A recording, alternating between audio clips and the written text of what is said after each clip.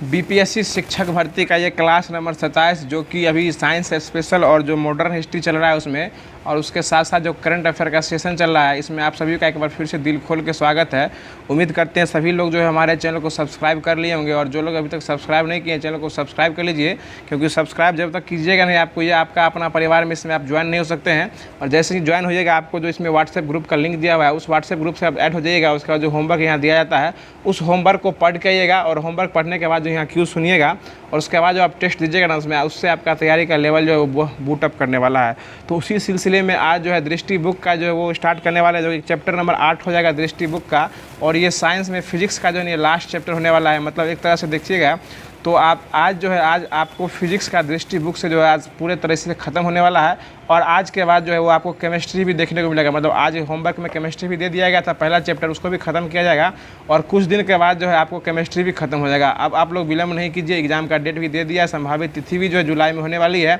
उस हिसाब से मद्देनजर रखते हुए जो है क्लास आप लोग रेगुलर करते रहिए, और रेगुलर टेस्ट और टेस्ट प्रैक्टिस जो है जो कि आप सेट जब बनाते हैं उसको आप रेगुलर वे में रखा कीजिए। और उसके साथ साथ जो है 40 नंबर पर विशेष फोकस किया कीजिए, और उसके साथ अगर आपका जो भी सब्जेक्ट है उस सब्जेक्ट पर ही पकड़ बनाए रखिएगा। तो स्टार्ट करते हैं। आज का चैप्टर नंबर 8 है जो कि आधुनिक भौतिकी दिया गया था, इसको स्टार्ट कर रहे हैं और वीडियो के अंत तक बने रहिएगा, क्योंकि क्लास जो है बहुत ही शानदार होने वाला है और बहुत ही लाजवाब होने वाला है। तो बताइएगा, आज का पहला क्वेश्चन हो जाएगा कि धातुएं जो है, धातुएं इसमें मुख्य रूप से क्या पाई जाती है? मुक्त रूप में इलेक्ट्रॉन पाया जाता है। धातु में मुक्त रूप से क्या पाई जाती है? इलेक्ट्रॉन। और आज भुट्टू बाबू भी आए हुए हैं, कल ये अनुपस्थित थे, आज भुट्टू बाबू भी आए हुए हैं। तो भुट्टू बाबू आपका हमारे डिस्कशन टीम में स्वागत है फिर से। बताइएगा, अगला क्वेश्चन आप ही के लिए हो जाएगा। अगला क्वेश्चन हो जाएगा कि प्रकाश के कारण उत्सर्जित इलेक्ट्रॉन को जो है ना कौन सा इलेक्ट्रॉन कहते हैं? प्रकाशिक इलेक्ट्रॉन कहते हैं। यानी प्रकाश से जो इलेक्ट्रॉन उत्सर्जित होती है उसको कौन सा इलेक्ट्रॉन कहते हैं? प्रकाशित इलेक्ट्रॉन कहा जाता है। इसी को इंग्लिश में फोटो इलेक्ट्रॉन कहते हैं। यानी कहीं कहीं आपको प्रकाशित इलेक्ट्रॉन नहीं मिलेगा तो क्या मिलेगा? Photo electron. यानी प्रकाश से जो इलेक्ट्रॉन उत्सर्जित होती है उसको कौन सा इलेक्ट्रॉन कहते हैं? फोटो इलेक्ट्रॉन कहा जाता है। और इस कारण जो है ना प्रकाश विद्युत उत्सर्जन की परिघटना जो हुई थी, इसका खोज किए थे हेनरी हर्ट्ज के द्वारा किया गया था, जो कि प्रकाश विद्युत उत्सर्जन को ही प्रकाश विद्युत प्रभाव कहे थे। यानी प्रकाश विद्युत प्रभाव का खोज कौन किए थे? हेनरी हर्ट्ज के द्वारा जो ये खोज किया गया था, प्रकाश विद्युत प्रभाव का खोज जो है यह किया गया था। अगला क्वेश्चन बताइएगा। अगला क्वेश्चन हो जाएगा कि अल्बर्ट आइंस्टीन का नाम सुने होंगे। हम इससे पहले कि पिछले वाले क्लास में बताया भी थे कि अल्बर्ट आइंस्टीन जो ये बोले थे कि प्रकाशित माध्यम में जो है ना प्रकाश जो है एक क्वांटा के रूप में घूमते रहता है, उसको क्या कहते हैं?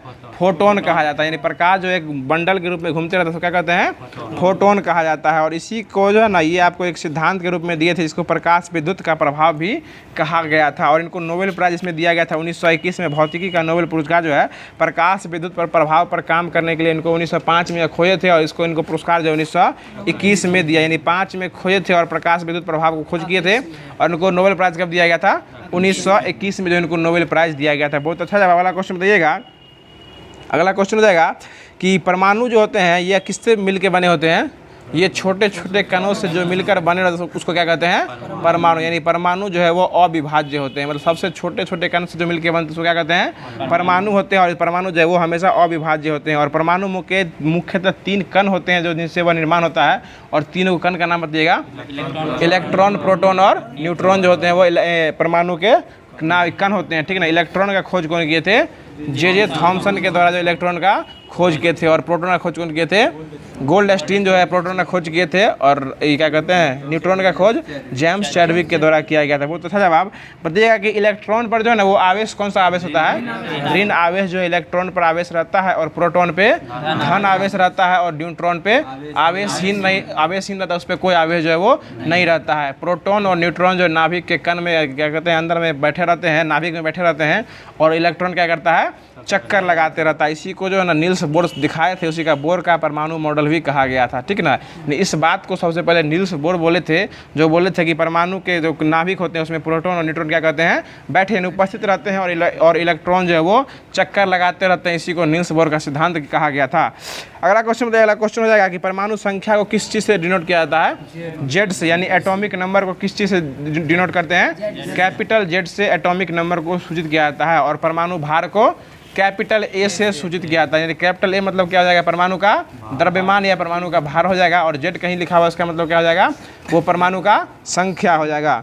अगला क्वेश्चन बताएगा ए बराबर एक फार्मूला होता है जो कि जेड प्लस एन होता है। ए बराबर फार्मूला क्या होता है, जेड प्लस एन जो है वो क्या कहते हैं, द्रव्यमान संख्या निकालने का फार्मूला होता है। जेड बराबर क्या हो जाएगा, परमाणु संख्या, और एन बराबर होता है न्यूट्रॉन की संख्या। यानी किसी भी परमाणु द्रव्यमान का संख्या निकालना है, परमाणु भार निकालना है, तो आप परमाणु क्रमांक और न्यूट्रॉन की संख्या को जोड़ दीजिएगा तो आपका परमाणु का भार जो है वो निकल जाएगा। अगला क्वेश्चन बताएगा हाइड्रोजन एक ही तत्व के ऐसे परमाणु की प्रजाति जिनके परमाणु क्रमांक समान होते हैं लेकिन परमाणु भार भिन्न भिन्न होता है, उसको क्या कहते हैं, समस्थानिक। देखिए जिसका स्थान समान रहेगा और परमाणु भार भिन्न भिन्न रहेगा उसको क्या कहते हैं, समस्थानिक कहा जाता है। और आप अब जो है आपको ये हिंदी में नहीं देखने को मिलेगा, ये समस्थानिक को अब कहीं कहीं इंग्लिश में दे देता है, तो समस्थानिक को आइसोटोप्स कहा जाता है। समस्थानिक को आइसोटोप्स कहा जाता है। समस्थानिक मतलब वही हुआ कि जिसका सम स्थान, समस्थानिक मतलब क्या होता है, सम स्थान, स्थान जिसका समान रहता है और परमाणु भार जो है वो भिन्न भिन्न रहता है, उसी को समस्थानिक कहा जाता है। और हाइड्रोजन के जो है ना वो 3 को समस्थानिक होते हैं। ये बात भी याद रखिएगा, हाइड्रोजन के 3 समस्थानिक होते हैं। और कौन कौन होते हैं, प्रोटेरियम, ड्यूटेरियम और ट्रिटेरियम, ये 3 को जो हाइड्रोजन के समस्थानिक हो जाएंगे। अगला क्वेश्चन बताइएगा कि द्रव्यमान और ऊर्जा से संबंधित जो है अल्बर्ट आइंस्टीन ने एक फार्मूला दिए थे, वो फार्मूला क्या था, E बराबर mc² हो जाएगा। ठीक है ना, इसमें E जो है क्या हो जाएगा, E हो जाएगा ऊर्जा, M हो जाएगा आपको द्रव्यमान हो जाएगा, और C क्या हो जाएगा, प्रकाश की चाल, जो निर्वात में प्रकाश की चाल होती है। और निर्वात में प्रकाश की चाल कितनी होती है, 3 × 10⁸ मीटर प्रति सेकेंड। यानी कहीं कहीं आपको 3 न दे के 2.99 भी दे देगा, उसको भी मान लीजिएगा कि 2.99 या 3 × 10⁸ मीटर पर सेकेंड किसकी चाल हो जाएगी, प्रकाश की चाल। किसमें हो जाएगी, निर्वात में प्रकाश की चाल हो जाएगी। और कांच में कितनी होती है, 2.25 होती है। ठीक है ना, 2.25 × 10⁸ होती है। और पानी में कितना होता है, 2 × 10⁸ होती है। जब प्रकाश चैप्टर स्टार्ट हुआ था, सारा बात आपको बताया है भुट्टो बाबू। आप यूं ही हमसे ध्यान से पढ़ा के समझा कीजिएगा, सब बात आपको याद रहेगा। ठीक है ना, सिर्फ नेतागिरी करने से और दाढ़ी मोछ छिला लेने से जो ना रिजल्ट होने वाला नहीं है। ठीक है, अगला क्वेश्चन बताइए। अगला क्वेश्चन हो जाएगा कि इसके बाद जो है, आइए ना, अगला क्वेश्चन हो जाएगा कि नाभिकीय बल। देखिए बल जो होता है ना वो 3-4 प्रकार के होते हैं। इसमें जो सबसे मजबूत बल जो कौन सा बल होता है, नाभिकीय बल होता है। लेकिन आपको कमजोर बल में है ना, ये गुरुत्वाकर्षण का बल जो है नाभिकीय बल से थोड़ा सा कमजोर होता है, और विद्युत चुम्बकीय बल उससे थोड़ा मजबूत होता है। यानी सबसे अधिक मजबूत बल कौन हो जाएगा, नाभिकीय बल, उससे हल्का डाउन हो जाएगा विद्युत चुम्बकीय बल, और उससे हल्का डाउन में सबसे कमजोर बल कौन हो जाएगा, गुरुत्वाकर्षण बल। देखिए आपको सजाने के लिए भी इसको दे सकता है कि इनमें से सजाइए कौन सबसे अधिक मजबूत बल है, या ये भी ऑप्शन दे सकता है कि निम्न में से कौन सबसे अधिक प्रबल जो है ये मजबूत बल हो जाएगा।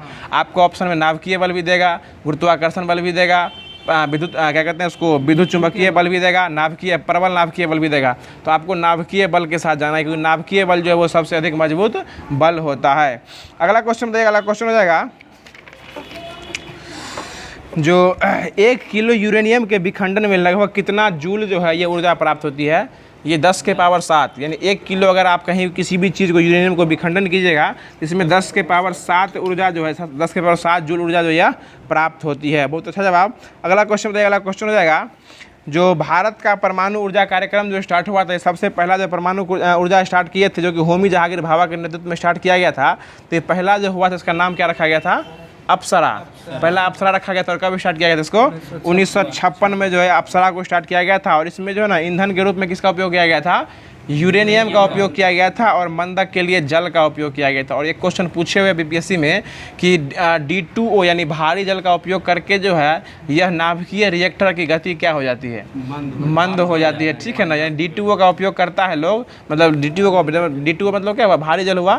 ठीक है ना, जो कि हाइड्रोजन का ही एक समस्थानिक हो जाएगा, जो कि 3 समस्थानिक है ना हाइड्रोजन का, प्रोटेरियम, ड्यूटेरियम और ट्राइटेरियम।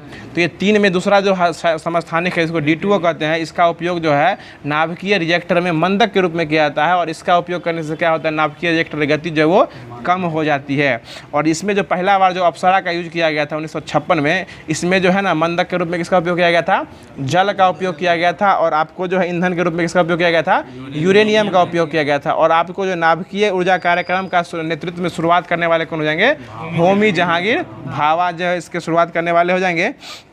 उसके बाद जो है ना ये आपको 1960 में, जो 1956 में हुआ था ये, उसके बाद 1960 में जो है कनाडा इंडिया रिएक्टर 2 स्थापित किया गया था। और इसमें भी जो है रिएक्टर के रूप में ईंधन के रूप में यूरेनियम का उपयोग किया गया था, लेकिन इसमें मंदक को चेंज कर दिया गया था। उसमें पहली बार जो है मंदक का उपयोग जो भारी जल का उपयोग किया गया था। मतलब दो बात याद रखिएगा, 1956 में जो अप्सरा का यूज किया गया था उसमें भारी क्या कहते हैं मंदक के रूप में जल का उपयोग किया गया था, और 1960 में जो किया गया था ये आपको इसमें मंदक के रूप में किसका उपयोग किया गया था, भारी जल का। और इसमें यह देखा गया कि इससे क्या होता है कि नाभिकीय रिएक्टर का जो गति होता है वो क्या होता है, कम हो जाता है।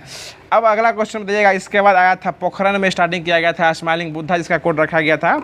ये अपना पहला भूमिगत नाभिकीय रिएक्टर परीक्षण किया गया था जो कि 1974 में किया गया था। 56-60 का केवल आइएगा कहाँ, 74 में आइएगा। और 74 में पहला जो इसका परमाणु परीक्षण किया गया था, इसका कोड क्या रखा गया था, स्माइलिंग बुद्धा इसका कोड रखा गया था, ठीक है ना, जो कि पोखरण में ही हुआ था। अगला क्वेश्चन बताइएगा,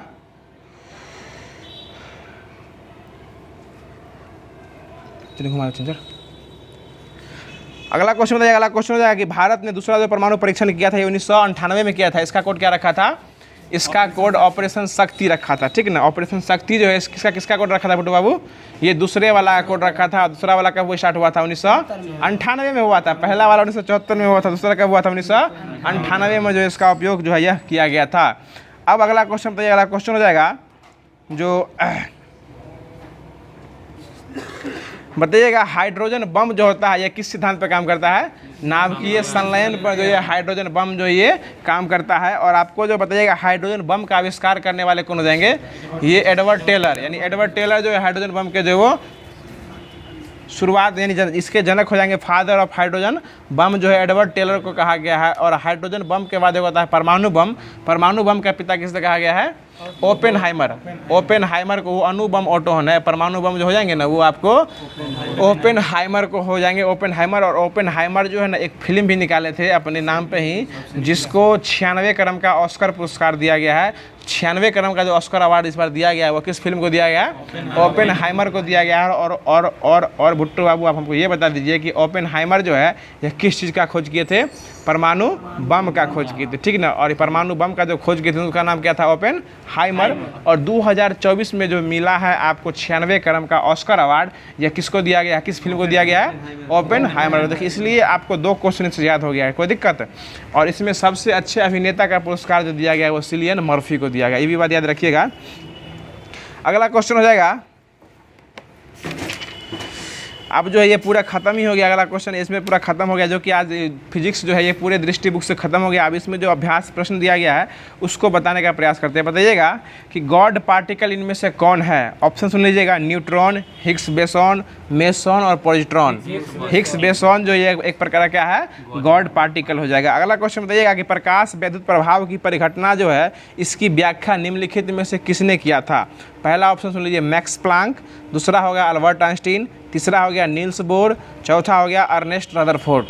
तो ये आपको अल्बर्ट आइंस्टीन के द्वारा जो किया गया था प्रकाश विद्युत प्रभाव, और इसके लिए उनको नोबेल प्राइज कब दिया गया था, 1921 में। और खोज कब की थी इसका, 1905 में की थी। ये भी बात याद रखिएगा भुट्टू जी। अगला क्वेश्चन बताइएगा। अगला क्वेश्चन हो जाएगा, जो निम्नलिखित में से कौन सा एक जो है विद्युत ऊर्जा को प्रकाश ऊर्जा में रूपांतरित नहीं करता है, विद्युत से प्रकाश में रूपांतरित जो है वो नहीं करता है। ऑप्शन सुन लीजिएगा। ऑप्शन हो जाएगा मोमबत्ती, प्रकाश उत्सर्जक डायोड, टेलीविजन और लेजर। ये मोमबत्ती हो जाएगा। मोमबत्ती जो है विद्युत को प्रकाश में, ये आपको रासायनिक से प्रकाश और उष्मा दोनों में कन्वर्ट कर सकता है, लेकिन मोमबत्ती विद्युत पर कभी चलते देखे हैं, नहीं ना देखे हैं। वो आपको दीपावली वाला लाइट वाला मोमबत्ती वो नहीं सर जी, जो मोमबत्ती जलता है उसकी बात कर रहे हैं अभी, ठीक है। अगला क्वेश्चन बताइए। अगला क्वेश्चन है कि सूर्य पर जो ऊर्जा होती है उसका निर्माण जो है किस विधि द्वारा होता है, नाभिकीय संलयन द्वारा होता है। और परमाणु बम किस पे काम करता है, नाभिकीय विखंडन पर। और हाइड्रोजन बम किस पे काम करता है, नाभिकीय संलयन पर। देखिए 2 बात याद रखिएगा, हाइड्रोजन बम और सूर्य में जो ऊर्जा का निर्माण होता है ये दोनों नाभिकीय संलयन पे होता है। और परमाणु बम जो होता है ये नाभिकीय विखंडन के उपयोग होता है, ठीक ना। और परमाणु बम का खोज कौन किए थे, ओपेनहाइमर। और हाइड्रोजन बम का एडवर्ड टेलर के द्वारा किया गया था, ठीक है। अगला क्वेश्चन बताइए। अगला क्वेश्चन हो जाएगा, अगला क्वेश्चन बताएगा कि निम्नलिखित में से किसका नाभिकीय ईंधन के रूप में प्रयोग नहीं किया जा सकता है, ठीक है। ये भी बात याद रखिएगा कि आपको क्वेश्चन में क्या पूछ रहा है, नहीं या हाँ पूछ रहा है। तो इसमें पहला हो गया यूरेनियम का उपयोग, थोरियम का उपयोग, प्लूटोनियम का उपयोग या कैल्शियम का उपयोग। कैल्शियम का उपयोग जो नाभिकीय रिएक्टर के रूप में कभी नहीं कर सकते हैं, ठीक है। अगला क्वेश्चन बताइएगा न्यूक्लियर बम बनाने के लिए निम्नलिखित में से किसका उपयोग किया जाता है, जिर्कोनियम का, यूरेनियम का, वेनेडियम का या मॉलिब्डेनम का। ये यूरेनियम का उपयोग जो यह किया जाता है। अगला क्वेश्चन बताइएगा, परमाणु रिएक्टर जो एक प्रकार का क्या हो जाएंगे? ऑप्शन सुन लीजिए, भारी पानी का तालाब हो जाएगा, या परमाणु बम निर्माण स्थल हो जाएगा, या यूरेनियम 238 का उत्सर्जक होगा, या एक प्रकार का आणविक भट्टी होगा।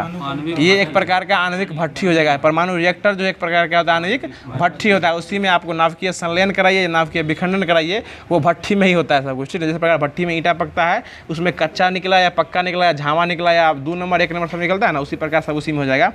अगला क्वेश्चन बताएगा, भारत में प्रथम परमाणु संयंत्र जो है कहाँ खोला गया था? ये आपको तारापुर, और तारापुर कहाँ है? महाराष्ट्र में है। इसमें ऑप्शन दिए हुए नरोड़ा भी है। नरोड़ा कहाँ है? नरोड़ा उत्तर प्रदेश में है। नरोड़ा उत्तर प्रदेश में जाएगा। और इसमें एक ऑप्शन कलपक्कम भी है। कलपक्कम कहाँ है? तमिलनाडु में है। और कोटा कहाँ है? राजस्थान में है। और इस बार जो ओम बिरला जो क्या कहते हैं अध्यक्ष हैं, 17वें क्रम के अध्यक्ष थे अभी, ये लोकसभा के अध्यक्ष है। ये किस लोकसभा से थे? ये कोटा से ही बने हैं लोकसभा अध्यक्ष, वहीं से है ये है। अगला क्वेश्चन बताएगा, इनमें देखिए ऑप्शन वही दे दिया कि भारत में भारी जल जो है कहाँ बनाई जाती है? ये महाराष्ट्र में बनाई जाती है, जो कि ट्राम्बे बनाती है। और ट्राम्बे कहाँ पड़ता है? महाराष्ट्र में भारी जल बनाता है। और भारी जल का सूत्र क्या हो जाएगा? D2O। और ये किसका समस्थानिक हो जाएगा? हाइड्रोजन का। हाइड्रोजन का क्या है? ये समस्थानिक हो जाएगा। और D2O का उपयोग जो है किस में किया जाता है? मंदक के रूप में किया जाता है। और इसके उपयोग करने से क्या होता है? रिएक्टर की गति जो है वो मंद पड़ जाती है, धीमी पड़ जाती है। पूछा वही तो बोले हैं, आप उस समय नहीं थे क्या? आप नहीं थे उस समय। ठीक है, अगला क्वेश्चन बताइएगा। अगला क्वेश्चन हो जाएगा कि यूरेनियम, चाहे इसको छोड़िए। अगला क्वेश्चन बताइएगा, जो प्रकृति में सबसे सशक्त बल जो है वो कौन सा बल है? ऑप्शन सुन लीजिए, वैद्युत बल, गुरुत्वीय बल, नाभिकीय बल और चुंबकीय बल। तो कौन सा बल हो जाएगा बुट्टू बाबू? नाभिकीय बल हो जाएगा। अब जो है आज आपको फिजिक्स जो है वो दृष्टि बुक से ही पूरा खत्म हो गया है। अब आप जो भी चोट पड़ेगा, जो भी दर्द सहेगा, वो आपको 9 नंबर का चैप्टर है, जो कि आपको आज से केमिस्ट्री स्टार्ट हो गया है, ये भी आपको देखने को ये मिलने वाला है। तो बताइएगा, आज का पहला क्वेश्चन हो जाएगा कि केमिस्ट्री का पिता किसे कहा गया है? लेवोजियर को जो केमिस्ट्री का पिता बोला गया है। और केमिस्ट्री में जो है इसकी उत्पत्ति जो है किस भाषा से हुई है? केमिया भाषा से हुई है, जो कि मिस्र की भाषा है। केमिया से हुई है। और केमिस्ट्री का स्पेलिंग बताइएगा। CHEMISTRY। यहाँ CH से चौ नहीं होगा, क हो जाएगा। ठीक है ना, केमिस्ट्री में केमिस्ट्री नहीं पढ़िएगा इसको। अगला क्वेश्चन बताइएगा। अगला क्वेश्चन हो जाएगा कि द्रव्य की कितनी अवस्था हो जाएगी?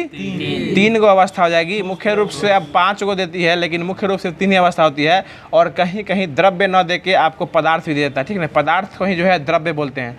वो द्रव्य होता है, द में र वो लग जाएगा तो वो द्रव्य जो तरल पदार्थ होता है वो हो जाएगा। और द में र आधा वो य लिखेगा तो वो हो जाएगा द्रव्य। और उसी द्रव्य को क्या कहते हैं? पदार्थ भी कहते हैं। और पदार्थ की कितनी अवस्था है? मुख्य रूप से 3 अवस्था। मुख्य रूप से 3 ही अवस्था है, वैसे 5 अवस्था है। 3 अवस्था में पहली कौन सी अवस्था है? ठोस है, उसके बाद है द्रव है, उसके बाद गैस है, और चौथा अवस्था कौन सा है? प्लाज्मा हो जाएगा। और 5वां अवस्था कौन है? Bose Einstein condensate. ये इतना बात तो सभी लोग को पता होगा। अब बोस, ये नहीं पता है आपको? बोस आइंस्टाइन कंडेंसेट हो जाएगा। ठीक है ना। अगला क्वेश्चन बताइएगा कि सबसे अधिक अणुओं का बल जो होता है, यानी सबसे नजदीक जो होता है वो किस में होता है? ठोस में रहता है। और ठोस की आकृति और आयतन दोनों क्या होते हैं? निश्चित होते हैं। ठीक है ना। और द्रव में इसका क्या होता है? विपरीत हो जाता है। ठोस में, द्रव में क्या निश्चित नहीं होता है? आकार। उसका आकार अनिश्चित होता है, लेकिन आयतन जो है उसका निश्चित हो जाता है। और द्रव के बाद आता है गैस। तो गैस में क्या होता है? दोनों अनिश्चित होता है। यानी द्रव को आप कहीं भी छोड़िएगा उस हिसाब से वो अपना आकार जो है वो ले लेता है। लेकिन द्रव में क्या, गैस में ये हो जाता है, लेकिन द्रव में क्या होता है? उसका जिस बर्तन में रखिएगा उसका आकार जो है वैसा, गिलास में रखिएगा तो गोल हो जाएगा, टब में रखिएगा तो लंबा हो जाएगा। मतलब उसका आकार जो है वो अनिश्चित हो जाएगा। अगला क्वेश्चन बताइएगा कि गैसों के संबंधित जो है ये कितने नियम दिए गए थे? ये आपको एक मिनट, 4 गो नियम दिए गए थे। ठीक है ना। पहला आ जाएगा बॉयल का नियम, दूसरा आ जाएगा चार्ल्स का नियम, तीसरा आ जाएगा गे-लुसेक का नियम, और उसके बाद आ जाएगा एवोगाद्रो का नियम। तो गैस में जो है द्रव, दाब और आयतन से संबंधित हो जाएंगे तो वो बॉयल का नियम हो जाएगा। उसके बाद आएगा चार्ल्स का नियम, जो वो ताप और आयतन के बीच हो जाएगा। देखिए आयतन सभी में है, लेकिन आपको गैस में बॉयल हो जाएगा तो दाब के साथ आयतन लग जाएगा। चार्ल्स हो जाएगा तो ताप के साथ आयतन लग जाएगा। गे-लुसेक होगा तो दाब और ताप के बीच संबंध हो जाएगा। और एवोगाद्रो हो जाएगा तो आयतन की मात्रा के बीच ये संबंध बताते हैं। और इसी चारों गैसों के नियम को मिला के एक गैस का समीकरण बनाया गया था। उस गैस के समीकरण का नाम क्या हो गया था? आदर्श गैस समीकरण। मतलब आपसे ये पूछेगा कि आदर्श गैस समीकरण का निर्माण जो है वो किस गैस को मिला के हुआ था? तो ये ये द्रव के जितने द्रव गैस के जितना भी नियम था, चारों गैस, इन सभी को मिला के आदर्श गैस का समीकरण दिया गया था। और वो समीकरण क्या है? PV बराबर nRT होता है, जहाँ जो है R क्या होता है, सभी गैसों के लिए मान हो जाएगा R। और इसमें जो है ना, इसको सार्वत्रिक गैस का नियतांक भी कहा जाता है। अगला क्वेश्चन बताइए। अगला क्वेश्चन हो जाएगा कि ठोस से जब द्रव में जाती है कोई भी चीज़, तो उस प्रक्रिया को क्या कहते हैं? गलन कहते हैं। कोई भी चीज़ ठोस से अगर द्रव में जाती है तो क्या हो जाती है? गलन हो जाएगी। अब द्रव से अगर गैस में जा रही है तो वाष्पीकरण हो जाएगा। अगर द्रव से जा रही है गैस में तो क्या हो जाएगा?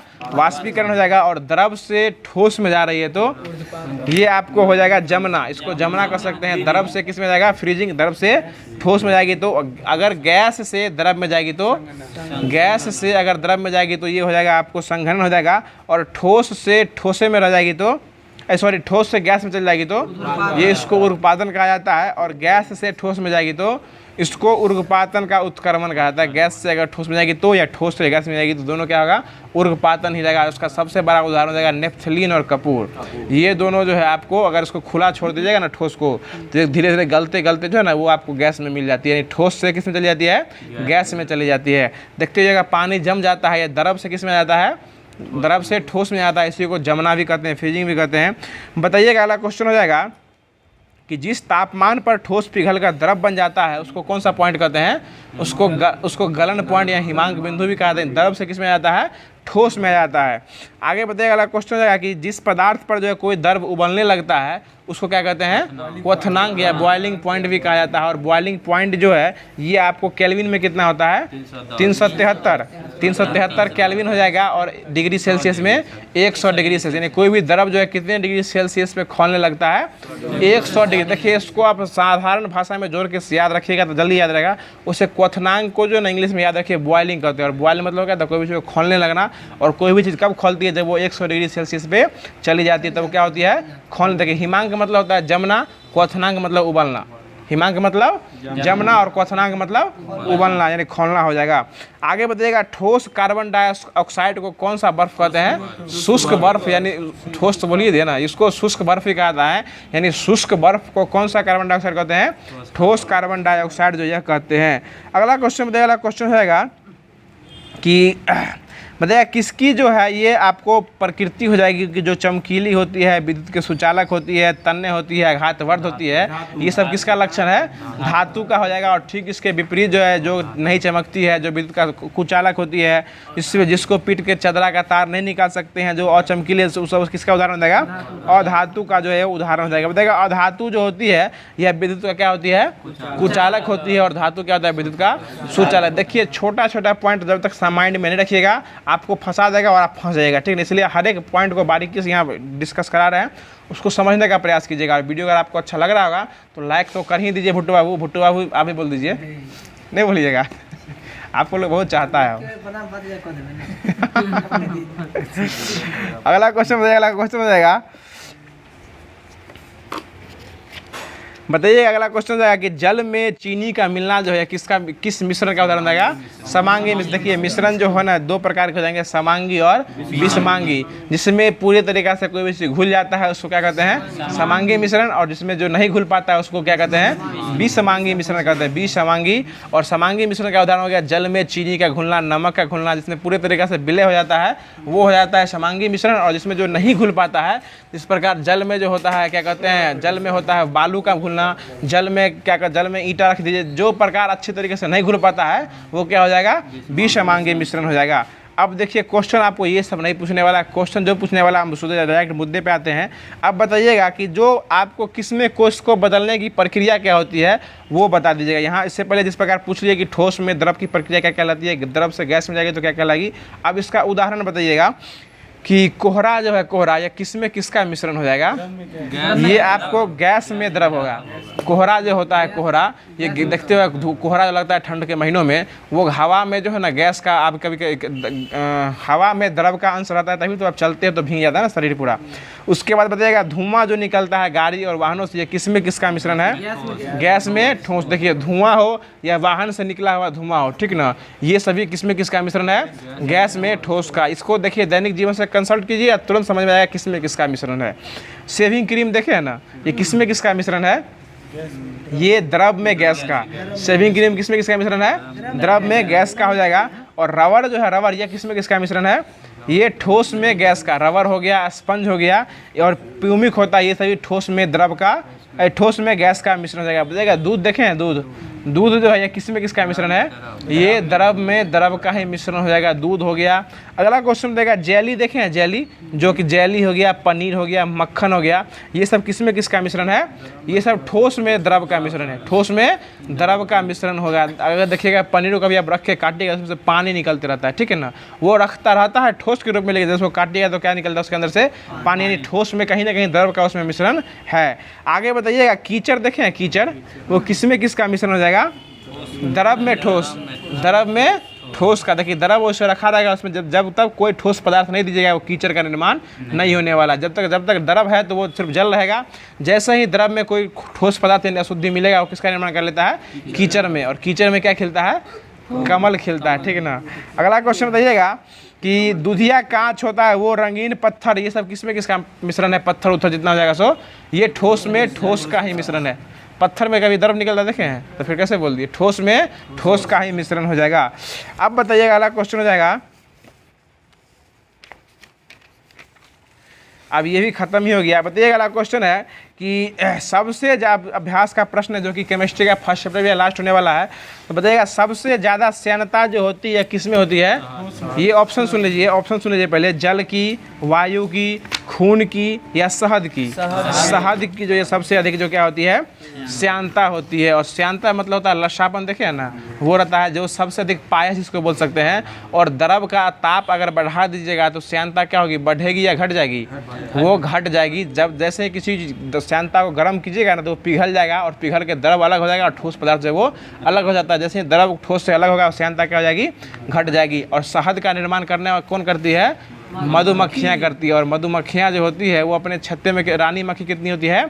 एगो रानी मक्खी होती है और बाकी जो होता है उसका सैनिक रहता है, ठीक है ना। और जो शहद बनाने का इकट्ठा काम करता है वो कौन करता है? वही उसका जो वर्कर होता है वही क्या करता है? सैनिक जो होता है उसका वही शहद बनाने का फूलों से जो होता है वो रस चूसने का काम कौन करता है? वही करता है। और रानी मक्खिया क्या काम होता है? बैठ के बच्चा को, मतलब क्या कहते हैं उसको, सैनिक को निर्माण करना, अगला स्टेप, अगला पीढ़ी को निर्माण करना रहता है, ठीक है ना, जनन करना। अगला अब बताइए, अगला क्वेश्चन हो जाएगा कि एक ठोस को सीधे गैस में परिवर्तन कर देंगे तो इसको कौन सी प्रक्रिया बोलेंगे? इसको ऊर्ध्वपातन बोलेंगे। और संघनन किसमें किसमें हो जाएगा? ये संघनन होगा तो द्रव से गैस में चले जाएगा, तो द्रव से गैस में चले जाएगा तो क्या हो जाएगा? संघनन हो जाएगा। अगला क्वेश्चन बताएगा कि गैस से ना द्रव में जाएगा, समय गैस से द्रव में जाएगा तब ना संघनन होगा। आगे बताएगा वनस्पति, देखिए ये क्वेश्चन पूछे हुए हैं कि वनस्पति, जो कि बीपीएससी शिक्षक भर्ती नहीं, बीपीएससी कंबाइंड जो हुआ था 2016 में, इसमें क्वेश्चन पूछे हुए हैं कि वनस्पति तेल से वनस्पति घी बनाने में किस गैस का उपयोग किया जाता है? हाइड्रोजन गैस का प्रयोग किया जाता है। और इसी को हाइड्रोजन गैस का सूत्र क्या होता है? H2 होता है, H2। अगला क्वेश्चन बताया कोहरे का निर्माण जो होता है, कोहरा देखे है ना, ये इसमें किसमें किसका मिश्रण है? ये गैस में द्रव का निर्माण हो जाएगा। और आपको बताए थे जब आपको स्टार्टिंग से पहले फिजिक्स हो रहा था तो बताए थे कोहरा जो है, जो समुद्र किनारे कोहरा लगता है या किस प्रक्रिया द्वारा लगता है? अभिवहन, अभिवहन के द्वारा किसका निर्माण होता है? कोहरे का निर्माण होता है। और संवहन विधि से क्या होता है? वायुमंडल जो है वो गर्म होता है, ठीक है ना। सॉरी, संवहन से प्रकाश रोशनी जो है यहाँ तक पृथ्वी तक आती है। और विकिरण विधि द्वारा जो है ना वो विकिरण विधि द्वारा प्रकाश आती है। और वायुमंडल जो गर्म होता है ना वो संवहन विधि द्वारा होता है, ठीक है। अगला क्वेश्चन बताइएगा। हाँ जी सर, जी आपका पकड़ बहुत अच्छा तो हो रहा है, धीरे धीरे आप रेगुलर बने रहिएगा ना हमारे साथ तो बहुत अच्छा हो जाएगा। आगे बताइएगा मामूली अगर कट फट जाता है ना तो लोग फिटकिरी का यूज करता है। देखते होगा जब सेविंग कराते होइएगा तो फिटकिरी लगा लेते हैं। तो फिटकिरी जो है इसका फिटकिरी ये किसको रोक देती है? ये रक्त के स्कंदन को रोक देती है, जिसके कारण क्या होता है? रक्त आगे स्रावित नहीं हो पाता है। आगे बताइएगा, अगला क्वेश्चन हो जाएगा कि वह इसमें से चुनिए जो एक मिश्रण नहीं है। और ऑप्शन सुन लीजिए, वायु, गैसोलीन, LPG और शुद्ध जल। शुद्ध जल जो है इसमें मिश्रण जो है वो नहीं हो जाएगा। और शुद्ध, हाँ, शुद्ध जल को ही क्या कहते हैं? अशुद्ध जल भी कहा जाता है। अगला क्वेश्चन बताइएगा कि अल्कोहल और जल को अगर मिला देंगे तो उसको किस विधि द्वारा अलग करेंगे? ऑप्शन सुन लीजिए, वाष्पन द्वारा, निस्तारण द्वारा, ऊर्ध्वपातन द्वारा या आसवन द्वारा। आसवन के द्वारा जो है द्रव से अल्कोहल को अलग जो है वो किया जाता है। अगला क्वेश्चन बताइएगा, अगला क्वेश्चन हो जाएगा कि निम्नलिखित में से कौन सा एक मूल तत्व हो जाएगा। ऑप्शन है रेत, हीरा, संगमरमर और शक्कर। तो ये तत्व में आ जाएगा हीरा जो है वो एक प्रकार क्या है, तत्व है, ठीक है। और सबसे कठोर पदार्थ भी कौन हो जाएगा, तो हीरा हो जाएगा। और हीरा जो है किस कारण चमकता है, ये प्रकाश के पूर्ण आंतरिक परावर्तन के कारण जो है वो चमकता है। और यह किसमें से प्रकाश घुसता है और किससे होकर निकल जाता है, ये कांच से होके हवा में निकलता है, ठीक है। ये कांच से एंट्री मारता है और हवा में क्या होता है, बाहर निकल जाता है। ये भी क्वेश्चन पूछे हुए हैं। अगला क्वेश्चन बताइएगा। अगला क्वेश्चन हो जाएगा कि निम्नलिखित में से जो है ना कौन सा उष्मा का सबसे अच्छा चालक है। ऑप्शन सुन लीजिए, पारा, पानी, ईथर और बेंजीन। ये पारा जो है उष्मा का सबसे अच्छा चालक है। और कल आप एक क्वेश्चन भी पूछे थे ना कि पारा जो होता है ये क्या कहते हैं, मरकरी में किस गैस का मिश्रण रहता है ये, तो ये आपको ऑर्गन गैस भी रहता है उसमें, ठीक ना। और उसमें पारा का वाष्प भी भरा रहता है, लेकिन मुख्य रूप से आंसर लिया तो आपको नाइट्रोजन गैस भी उसमें भरा रहता है। इसलिए मिश्रित गैस भरा रहता है उसमें, आपको नाइट्रोजन गैस भी रहता है, पारा का वाष्प भी रहता है और ऑर्गन गैस भी उसमें भरा रहता है। अब जो है ये आपको क्या कहते हैं, केमिस्ट्री और फिजिक्स दोनों ख़त्म कर दिया गया है। अब जो है आपको है लूसेंट के बुक्स माध्यम से जो है ये 1857 क्रांति कल जो हुआ था, जो कि रिवीजन क्लास चल रहा है अभी 1857 क्रांति। और एक 1857 क्रांति का जो है एक स्पेशल वीडियो आपको बना के पहले से दिया हुआ है प्लेलिस्ट में, उसको आप पहले देख लीजिएगा। अगर नहीं समझ में आएगा तो उसमें डिटेल किया गया है। अब जो इसमें दिया गया उसको बताते हैं। बताइएगा, क्वेश्चन हो जाएगा कि लॉर्ड कर्जन जो है बंगाल विभाजन करने का निर्णय कब लिए थे। ये 1905 में। डेट बताइएगा। ये आपको 20 जुलाई 1905 को घोषणा किए थे। 20 या 19 जुलाई दोनों लेता है। ये दोनों को घोषणा किए थे और लागू कब हुआ था, 16 अक्टूबर 1905 को ये लागू हो गया था। और इसके विरोध में एक आंदोलन आया था, स्वदेशी आंदोलन, जो इसको स्टार्ट किया गया था। अगला क्वेश्चन बताइएगा। अगला क्वेश्चन हो जाएगा कि कांग्रेस पर कुछ विशेष टिप्पणी किया गया था, करने वाले कौन थे उसका नाम बताइएगा। कि किसने बोले थे कि कांग्रेस केवल सूक्ष्मदर्शी और अल्पसंख्यकों का प्रतिनिधित्व करता है। लॉर्ड डफरिन के द्वारा बोला गया था, ठीक ना। और जो जिस समय कांग्रेस की अध्यक्षता स्थापना हुई थी उस समय वायसराय कौन थे, लॉर्ड डफरिन ही थे, ठीक है। आगे बताइए, कांग्रेस अपने पतन की ओर लड़खड़ा रही है। यह क्वेश्चन पूछे हुए हैं 2.0 में भी। यह बोलने वाले कौन थे, लॉर्ड कर्जन बोले थे, ठीक है ना। आगे बताइए, कांग्रेस क्षय रोग से मरने वाली संस्था है ये, अरविंद घोष बोले थे। और कांग्रेस के लोग पदों के भूखे और राजनीतिज्ञ होते हैं, यह बोले थे आपको बंकिम चंद्र चटर्जी बोले थे। और कांग्रेस जो 3 दिन का तमाशा है, यह अश्वनी कुमार दत्त बोले थे। कांग्रेस जो है 3 दिन का तमाशा हो जाएगा। अगला क्वेश्चन बताइएगा। अगला क्वेश्चन हो जाएगा कि स्वदेशी आंदोलन का विचार जो है सबसे पहले किसके पत्रिका में आया था, कृष्ण कुमार मित्र की पत्रिका। और पत्रिका का नाम क्या था, संजीवनी पत्रिका था। बहुत अच्छा जवाब। अगला क्वेश्चन बताया कि आंध्र के डेल्टा इलाके में जो है ना स्वदेशी आंदोलन को किस आंदोलन के नाम जानते हैं, वंदे मातरम आंदोलन के भी नाम से जानते हैं। और आपको ये बता दीजिएगा कि 1906 में जो कलकत्ता अधिवेशन हुआ था, इसकी अध्यक्षता कौन किए थे, दादा भाई नेहरू जी किए थे। और इसमें किस शब्द का प्रयोग किए थे, स्वराज शब्द का। और इसे स्वराज का प्रयोग जो है सबसे पहले कौन किए थे, स्वामी दयानंद सरस्वती किए थे। आगे बढ़ेगा। अगला क्वेश्चन है कि स्वदेशी आंदोलन को चलाने के तरीकों को लेकर जो है 1907 में जो क्या हुआ था, सूरत अधिवेशन हुआ था। और सूरत अधिवेशन कब हुआ था, 1907 में। उसकी अध्यक्षता कौन कर रहे थे, रास बिहारी घोष किए थे। रास बिहारी घोष के द्वारा किया गया था। और इसी में नरम दल और गरम दल में क्या हो गया था, बंटवारा हो गया था, ठीक ना। अगला क्वेश्चन बताइएगा। अगला क्वेश्चन हो जाएगा कि स्वदेशी आंदोलन के अवसर पर ही जो है ना रविंद्रनाथ ठाकुर ने अपना प्रसिद्ध गीत कौन लिखे थे, अमार सोनार बंगला, जो कि आगे चल के किस देश का राष्ट्रीय गान बन गया, बांग्लादेश का राष्ट्रीय गान जो वो बन गया था। अगला क्वेश्चन बताइए कि बाल गंगाधर तिलक जो है ये कौन से पहले नेता थे जो कि जेल गए थे, कांग्रेसी नेता। यानी कांग्रेसी में नेता में सबसे पहले जेल कौन गए थे, बाल गंगाधर तिलक ही गए थे। और इनको 1857 में जो है 1897 में जो है राजद्रोह के मुकदमा में 18 माह की जेल हुई थी। और उसके बाद जो है फिर इनको जो है 1908 में राजद्रोह के आरोप में 6 वर्ष की जेल हुई थी। और इनको जो है फिर 1914 तक जो है वह मांडले जेल में 6 वर्ष जो है सजा काटे थे। उसके बाद बताइएगा। अगला क्वेश्चन हो जाएगा कि जो है कैसे क्वेश्चन दिले बताइएगा, प्लेग के अधिकारी, जो कि 3.0 में इस बार क्वेश्चन पूछा है, जो एग्जाम रद्द हो गया था, उसमें एक क्वेश्चन पूछे हुआ था कि प्लेग के समय जो है ज़्यादातर अधिकारी जो है ज़्यादातर से प्रभावित होकर पूना के कौन थे जो कि जो है गोली मार के हत्या कर दिए थे। ये आपको चापेकर बंधु आते हैं। और चापेकर बंधु में कौन भाई आते हैं, 2 भाई आते हैं, दामोदर और बालकृष्ण। दामोदर और बालकृष्ण जो है ये प्लेग अधिकारी किसकी हत्या कर दिए थे? रैंड और अयस्ट की। रैंड और अयस्ट की हत्या कौन कर दिए थे? चापेकर बंधु कर दिए थे। और यह चापेकर बंधु में कितने भाई आते हैं? तो देखिए जहाँ भी स्वतंत्रता आंदोलन में बंधु लग जाएगा वहाँ 2 भाई आएंगे, ठीक है, या अली बंधु हो या फिर चापेकर बंधु हो, जो भी बंधु होंगे ना वहाँ आपको जो है दीन बंधु उपाधि है, दीन बंधु में 2 भाई नहीं आएंगे। अगला क्वेश्चन बताइएगा कि स्वामी विवेकानंद जो है अमेरिका के शिकागो नगर जो पहुंचे थे वह धर्म सम्मेलन में भाग लेने गए थे। कब गए थे? 1893 में स्वामी विवेकानंद अमेरिका गए थे और 1893 में गांधी जी साउथ अफ्रीका भी गए थे। किसकी वकालत करने गए थे? शेख अब्दुल्ला, दादा शेख अब्दुल्ला की वकालत करने यह जो है गए थे। उनको जो है ना वहाँ धर्म सम्मेलन में जो है पहले ही दिन जो है 2 मिनट बोलने का दिया गया था समय, और 2 मिनट में क्या संबोधन किए थे? अमेरिका के भाइयों और बहनों, अमेरिका के भाइयों और बहनों के साथ शुरू किए थे। और यही बात सुनते ही पूरे ताली से क्या हो गया था? गड़गड़ाहट का स्टार्ट हो गया था। और इसी आंदोलन में, इसी धर्म सम्मेलन में इनको एक उपनाम दिया गया था। वह उपनाम क्या था? तूफानी हिंदू। यानी तूफानी हिंदू को जो उपाधि दिया गया था स्वामी विवेकानंद को, यह किस सम्मेलन में दिया गया था? शिकागो के धर्म सम्मेलन में दिया गया था। ये कब गए थे? 1893 में। कोई दिक्कत सर जी? अगला क्वेश्चन बताइएगा। अगला क्वेश्चन हो जाएगा, बताइए अगला क्वेश्चन हो जाएगा। अगला क्वेश्चन है कि किसने कहा था कि मैं हृदय से तुम्हारे साथ हूँ, संस्कृति से भी तुम्हारे साथ हूँ और मैं तुम्ही लोगों में से एक हूँ? यह बात कौन बोले थे? एनी बेसेंट जो यह बात बोले थे। और यही बात बोल के वो किस शहर में रहने लगी थी?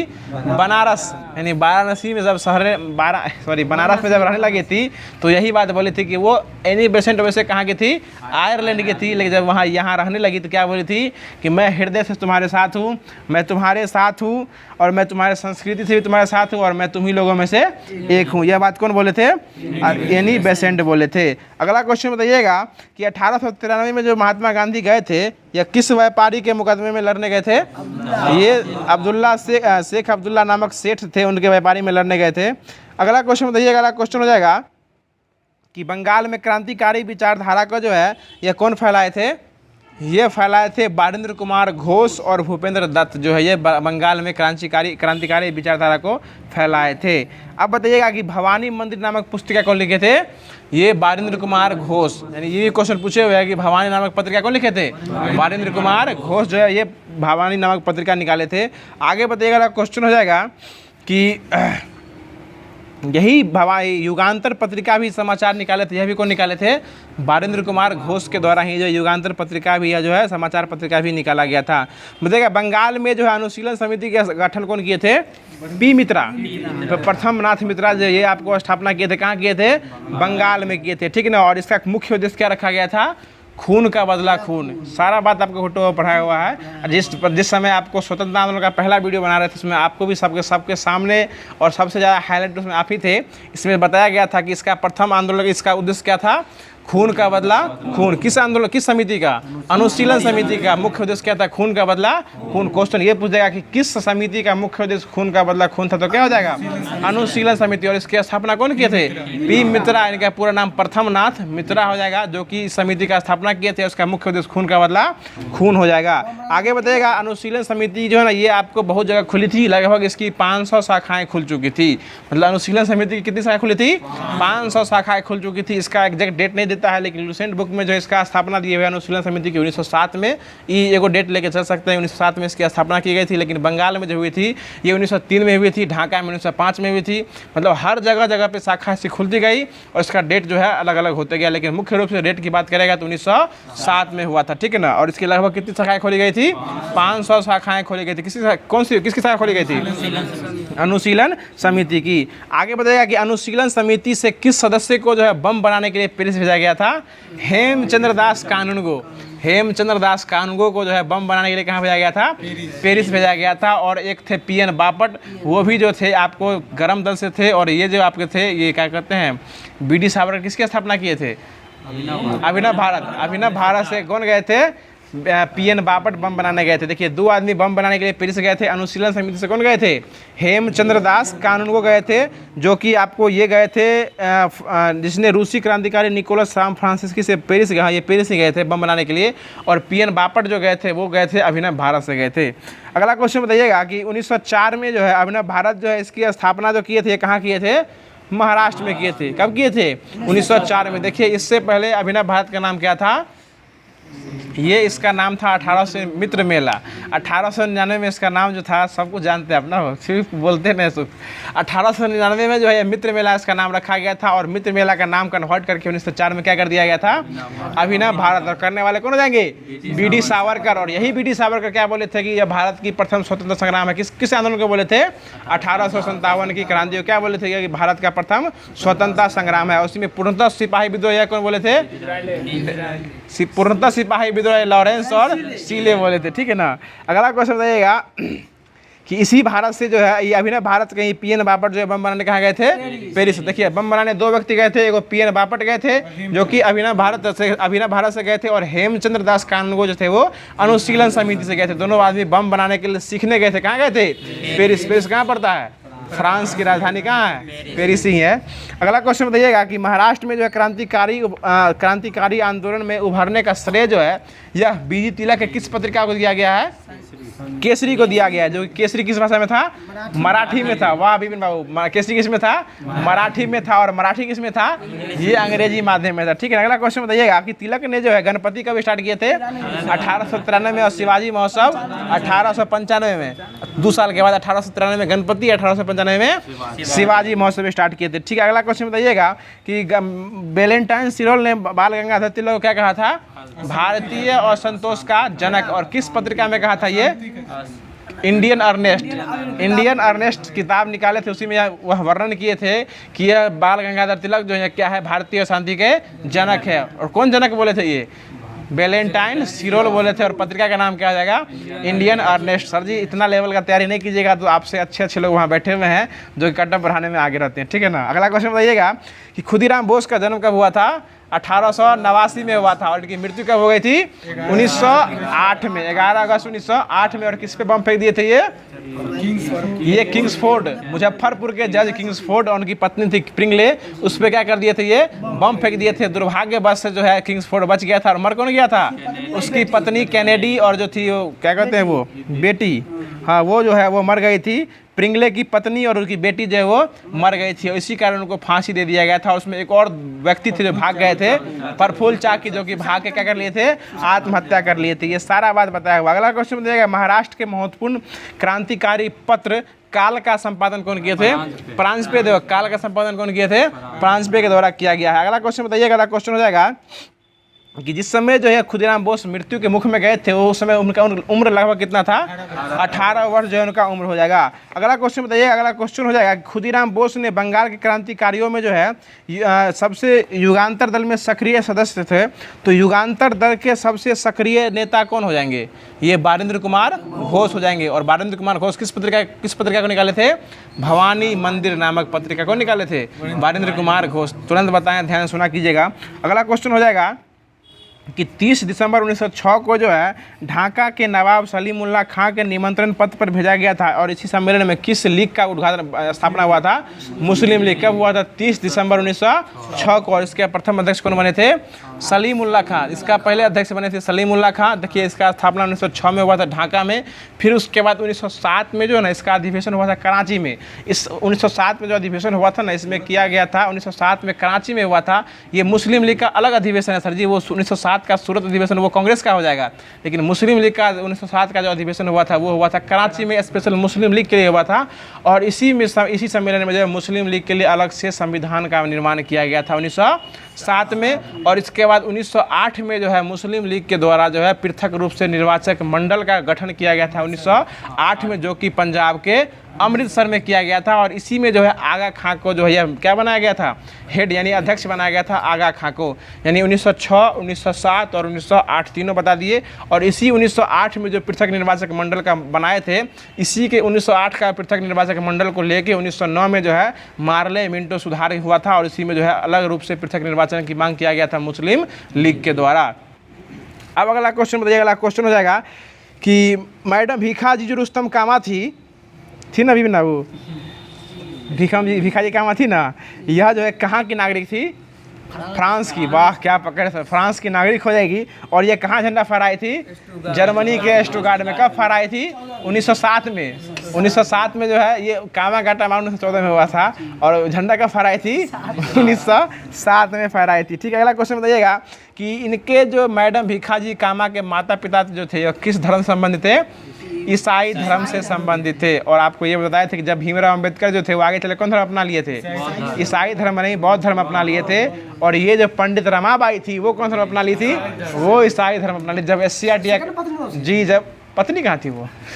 जब SCRT का क्लास चल रहा था सब, जब क्लास 6 का है, क्लास 8 का ये आपको हिस्ट्री में पढ़ाया गया था आपको। अगला क्वेश्चन बताइएगा कि मदन लाल ढींगरा जो है विलियम कर्जनवाली की हत्या कब कर दिए थे? 1909 में। किसकी हत्या कर दिए थे? विलियम कर्जनवाली की हत्या कौन कर दिए थे? मदन लाल ढींगरा कर दिए थे। इसी कारण मदन लाल ढींगरा को जो ये हुआ था, मृत्यु दंड दे दिया गया था। जब आपको स्पेशल क्लास चल रहा था ये आपको भारतीय राष्ट्रीय आंदोलन को, तो आपको ये बताया गया था भुट्टू बाबू कि 1909 में 2 गोलीकांड हुआ है, बताए थे ना? 2 गोलीकांड हुआ था। पहला गोलीकांड हुआ था ये आपको किए थे 1 जुलाई 1909 को, और ये मदन लाल ढींगरा किए थे जो कि आपको विलियम कर्जनवाली को गोली मार के हत्या कर दिए थे। और उसके ये जुलाई में किए थे। और उसके बाद 21 दिसंबर 1909 को जो है अनंत कनहरे जो है ये जैक्सन को गोली मार के हत्या कर दिए थे। और ये गोली इसलिए मारे थे जो कि BD सावरकर के भाई थे गणेश सावरकर, उनके ऊपर जो ये एक पत्र निकाले थे, गाना निकाले थे, उसके ऊपर जो आजीवन कारावास का सजा दे दी थी। इसलिए जो अभिनव भारत के जितने भी सदस्य थे इसमें अनंत लक्ष्मण कनहरे जो हैं वो घुसा गए, और घुसा के जाके इनको क्या कर दिए थे? गोली मार दिए थे 1909 में। यानी 1909 में 2 गोलीकांड हुआ था। पहला मदन लाल ढींगरा किसको मारे थे? विलियम कर्जनवाली को। और एक अनंत लक्ष्मण कनहरे थे, वो किसको गोली मारे थे? ये आपको जैक्सन को गोली मार के हत्या कर दी थी। और उसी समय जो है जैक्सन की विदाई हो रही थी और वो एक नाट्य मंच पे बैठे हुए थे, उसको गोली मार के वहाँ हत्या कर दी गई थी। अब जो है आपको क्या दिया गया था इसमें? 1 से 10 अप्रैल 101।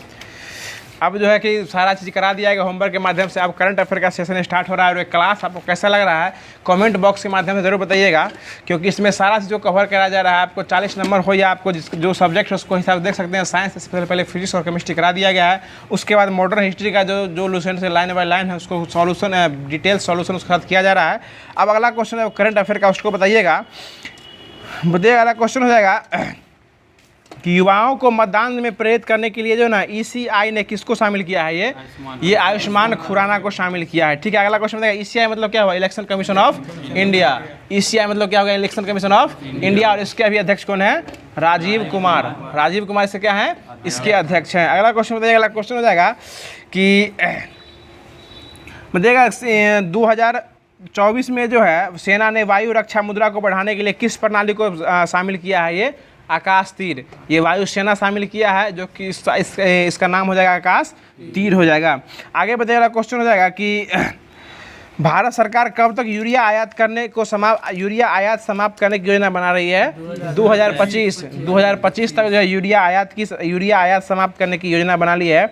आगे बताइएगा क्वेश्चन हो जाएगा किसके द्वारा वॉइस क्रोनिंग टूल वॉइस यानी वॉइस इंजन का अनावरण किया गया है? यह OpenAI के द्वारा किया गया है। AI मतलब क्या होता है? आर्टिफिशियली इंटेलिजेंस हो जाएगा। अगला क्वेश्चन बताइएगा कि 2024 में रिपोर्ट के अनुसार जो है भारत का बाजार पूंजीकरण जो है $10 ट्रिलियन तक कब तक पहुंच जाएगा? ये 2030 तक पहुंच जाएगा। अगला क्वेश्चन बताइएगा भुट्टू बाबू आपके लिए क्वेश्चन है कि IPL में सबसे ज़्यादा शतक लगाने वाले खिलाड़ी कौन बन जाएंगे? विराट कोहली हो जाएंगे। और इससे अगर शतक की बात करेंगे अंतर्राष्ट्रीय स्तर में तो रोहित शर्मा हो जाएंगे। आगे बताइएगा क्वेश्चन हो जाएगा कि पेरिस ओलंपिक जो हो रहा है 2024 में, इसके क्वालिफाई करने वाली एकमात्र भारोत्तोलक कौन बन गई है? मीराबाई चानू हो जाएगी। आप जब समय ओलंपिक हो रहा है कल के क्लास में बताए हुए थे कि इसके लिए ध्वजवाहक किसे बनाया गया है? शरद कमल अचंता को ध्वजवाहक बनाया गया है। और आपको ये मसाल वाहक किसे बनाया गया है? अभिनव बिंद्रा को बनाया गया है। बताए खुबानी खिलना अब महोत्सव कहाँ बनाया गया है? लद्दाख में। खुबानी खिलना जो है लद्दाख में बनाया गया है। और बकथॉर्न में बकथॉर्न का GI टैग दिया गया किस राज्य सरकार को दिया गया? ये आपको लद्दाख को ही दिया गया। लेह बेरी उसी को कहा जाता है। सी बकथॉर्न को जो ना वहाँ का बेर का फल हो जाएगा जिसको लेह बेरी भी कहा जाता है, उसी को सी बकथॉर्न भी कहा जाता है। और इसका GI टैग किसे दिया गया भुट्टू बाबू? लद्दाख को दिया गया। और लद्दाख में कितने ज़िले हैं? 2 ही ज़िले हैं, लेह और सियाचिन। लेह और कारगिल है। सियाचिन तो वहाँ का द्रास सेक्टर का एक मूवी हो जाएगा। लेह और कारगिल वहाँ मात्र 2 ही जिला है। और सबसे अधिक वर्षा जो है सबसे कम वर्षा कहाँ होती है? लेह में ही होती है। और सबसे ऊंचा जो है ये युद्ध भूमि का स्थल कौन हो जाएगा? वही लेह में ही पड़ता है, सियाचिन बनता है। और द्रास सेक्टर भी कहाँ पड़ता है आपको? सियाचिन के लेह में ही पड़ता है। अगला क्वेश्चन बताइएगा, अगला क्वेश्चन देगा भुट्टू बाबा। पहले क्वेश्चन है कि किस देश की सेना जो है माउंट एवरेस्ट से कचरा इकट्ठा करने के लिए अभियान चलाएगी? नेपाल। माउंट एवरेस्ट अधिकतर कहाँ पड़ता है? नेपाल में ही पड़ता है, इसलिए माउंट एवरेस्ट पर जो कचरा बनेगी उसको उठाने के लिए जो है अभियान चलाएगा कौन सा देश? नेपाल चलाने वाला है। अगला क्वेश्चन हो जाएगा कि किस देश ने सबसे अधिक कच्चे तेल का आयात किया है? ये चीन हो जाएगा। देखिए सुविधा पोर्टल कौन लॉन्च किया है? Election commission of India. सुविधा, इनकोर, सी विजिल जितना भी ऐप है कौन स्टार्ट किया है? ये आपको इलेक्शन कमीशन ऑफ इंडिया के द्वारा ही किया गया है। और आज का लास्ट क्वेश्चन बता दीजिएगा भुट्टो बाबू के लिए। क्वेश्चन है कि लेसेंट अध्ययन ने जो कब तक प्रोस्टेट कैंसर के मामले में दोगुना होने की संभावना व्यक्त की है? ये 2040 तक जो इसको स्टार्ट किया है। तो आज का क्लास यहीं स्टॉप करते हैं। बाकी क्लास कैसा लगा, इसमें सारा चीज़ कवर कराया गया है। यह क्लास आपको कैसा लगा कमेंट बॉक्स के माध्यम से जरूर कमेंट कीजिएगा। बाकी जो भी लोग चैनल को अभी तक सब्सक्राइब नहीं किए हैं और रोज़ इसी तरीके से अपने वीडियो अपने पास चाहते हैं तो आप सब्सक्राइब कर लीजिए। अब विलम्ब नहीं कीजिए क्योंकि एग्जाम का तिथि जो है वो संभावित रूप से निर्धारित कर दिया गया है। और उम्मीद करते हैं कि यह क्लास आपको अच्छा लग रहा होगा और ऐसा क्लास आपको पूरे जिस डिस्ट्रिक्ट से देख रहे होंगे उसमें तो नहीं मिलता होगा। बाकी आपको पूरे यूट्यूब पर जो है इस होमवर्क के माध्यम से जो क्लास का सही चला जा रहा है आपको ऐसा कहीं और देखने को नहीं मिला होगा। अगर आपको कहीं ऐसा देखने को मिलता है तो हम लोग को कमेंट बॉक्स के माध्यम से पिन करके बताइए कहाँ देखने को मिलता है और आप लोग कहाँ से इस वीडियो को देख रहे हैं, किस किस स्टेट या किस किस डिस्ट्रिक्ट से देख रहे हैं, इसके बारे में जरूर मेंशन किया कीजिएगा ताकि पता चल सकता है कि किस किस स्टेट तक जो है FMSC का परिवार आप तक जो है वो पहुँच चुका है। तो फिर मिलते हैं इसके अगले सेशन के साथ, इसके अगले वीडियो में। तब तक के लिए खुश रहिए, मुस्कुराते रहिए और हमारे चैनल को सब्सक्राइब कर लिए। धन्यवाद। अगर नहीं किए तो सब्सक्राइब कर लीजिए। मिलते हैं अगले वीडियो में। धन्यवाद। जय हिंद।